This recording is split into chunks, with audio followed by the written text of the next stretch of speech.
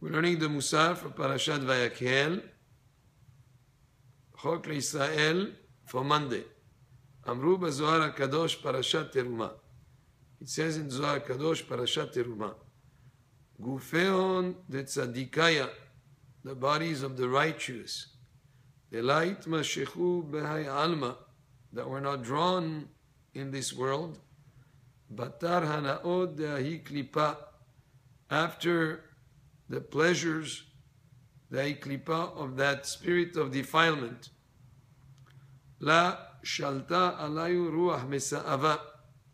The spirit of defilement did not rule over them. De'lo it'anegu ba'alma ela mita'anuge de mitzvah v'shabbatin v'chagin. Because they didn't have pleasure in this world except from the pleasure of a mitzvah, the pleasure of Shabbat, the pleasure of the holidays.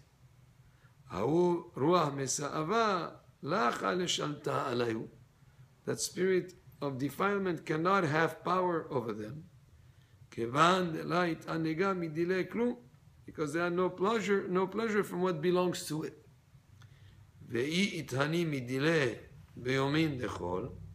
And if a person had pleasure on the weekdays from that which belongs to the spirit of defilement, in other words, he went after his desires, his greed, that his pleasure was not involved from a mitzvah and from something that has to do with Shabbat or Chag, but pleasure came from plain, sort of like physical, sort of like that from the other aspects, from the aspect of defilement, not from the aspect of kedusha, of holiness, of sanctity, but from the aspect of impurity.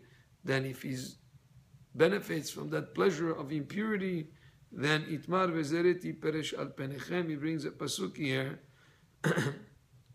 that speaks about how negative that aspect is when a person goes after the pleasures of this world that do not involve the mitzvah, that are not something that is sanctified.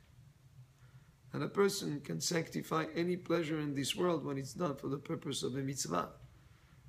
Of course, we can enjoy certain pleasures that a person is naturally enjoying as long as they're directed from the aspect of mitzvah and not just for pure satisfaction of the spirit of impurity. Vetana deve Eliyahu, lo zacha adam la Torah yevakesh rahamim al achila u'shtiya yetera shelo yikanes letoch me'av. And it was taught in the school of Eliyahu, if a person did not merit to have Torah, he should at least ask for mercy, that he should not have excessive food or drink come into his intestines. In other words, he should pray that he should not overindulge. Because when a person eats more than is necessary, when he overindulges in food or drink, then it's something that is negative enjoyment of this world. Ve'amru kadmotenu kadmonenu. And our Rabbi said, Hageder hamufla le'adam. Our Rabbi said that the greatest preventive fence, in other words, to have a buffer zone not to come into sin, the greatest way to avoid sinning,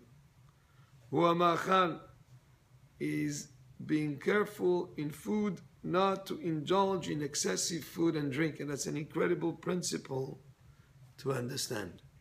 That if a person is able to have the self-control on his eating or drinking habits, he's going to have self-control also in other aspects of his life, to be scrupulous and to be careful about his actions, not to do wrong actions and to be careful to do only right.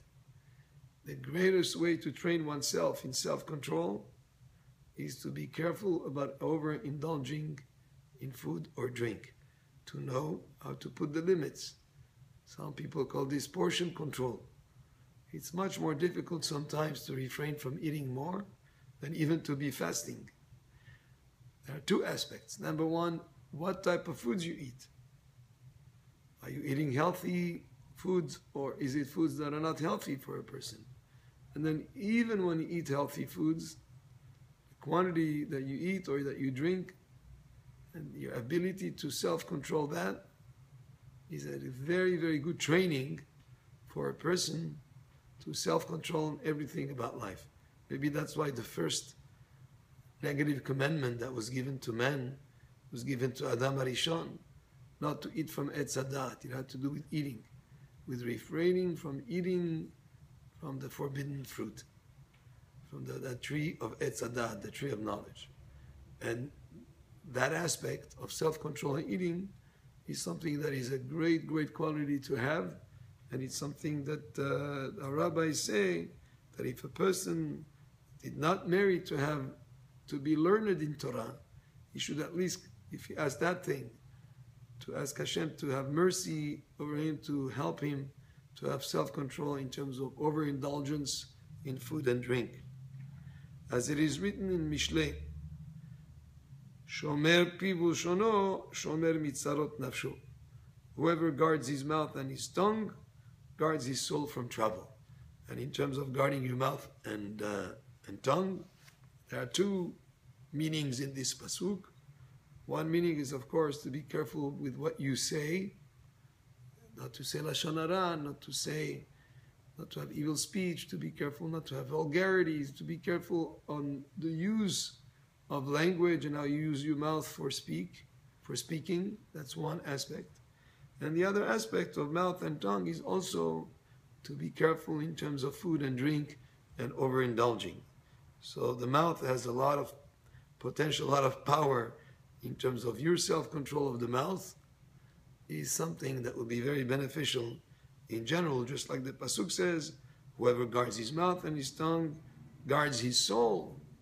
His shomer mitzarot nafsho, his soul. He'll guard his soul from any trouble. Baruch Adonai le'olam. Amen ve'amen.